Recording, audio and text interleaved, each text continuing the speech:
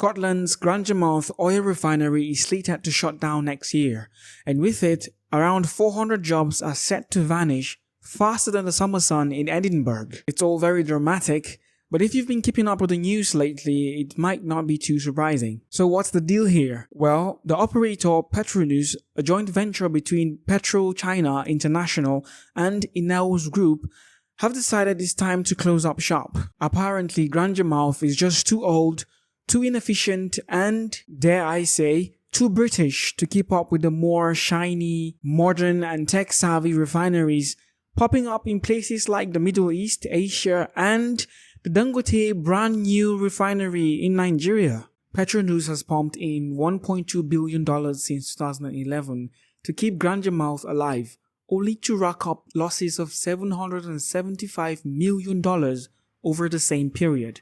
No one likes throwing money into a black hole, so it's no surprise they are calling it quits. Production will cease in the second quarter of 2025, but the company plans to keep the site running as an import and distribution terminal for finished fuels. So instead of making petrol, they'll just be importing it. Essentially, Grangemouth will become Scotland's largest gas station.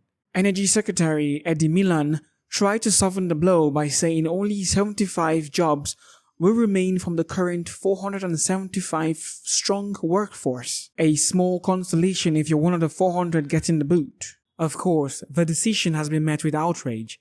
Politicians and trade unions have described the closure as industrial vandalism.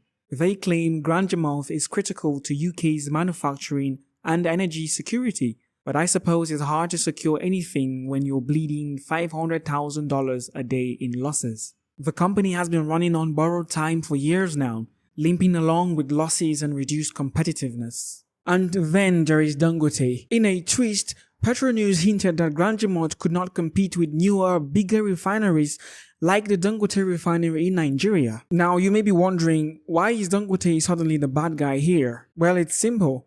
His refinery is a new kid on the block, the new face stealing all the spotlight. Dangote's state-of-the-art facility is set to turn the tables in the global refining game. It's efficient, modern, and strategically located in a market that's not only hungry for fuel, but also closer to key raw materials. While Grangemouth is lagging behind, Dangote is pumping out fuel like there's no tomorrow. But let's not put all the blame on Dangote. It's not his fault that Grangemouth is dying out. In response to this refinery disaster, the UK and Scottish government have announced a £100 million financial package to help cushion the blow for those losing their jobs.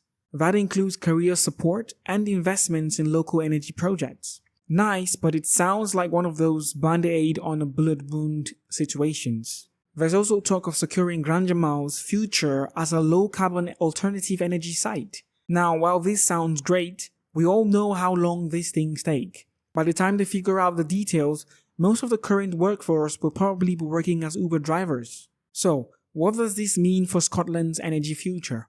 Well, closing the refinery certainly reduces the UK's refining capacity, which means more reliance on important fuels, hence the new import terminal idea. But if the closure is happening anyway, isn't it better to have a plan in place?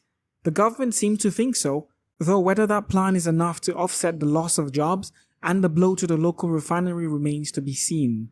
Grangemouth's closure might be part of the larger shift toward more efficient, environmentally friendly energy production, but for the 400 workers starting down the barrel of unemployment, that's cold comfort.